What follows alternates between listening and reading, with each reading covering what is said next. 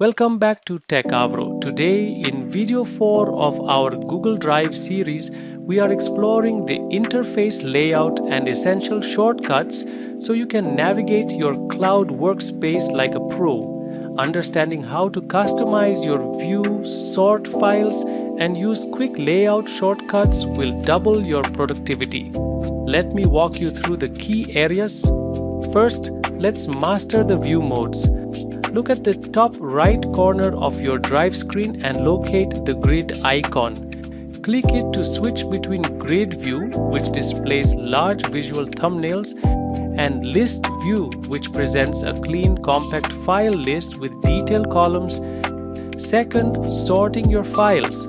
At the top of your File section, click Name, Last Modified, or Storage Used to instantly reorder your items alphabetically or by date. Third, using the Details side panel. Select any file and click the small eye icon inside a circle at the top right corner. This opens the Activity and Details drawer, showing file size, location, creation date, and exact edit history. Finally, essential layout keyboard shortcuts. Press V on your keyboard to toggle between list and grid view instantly.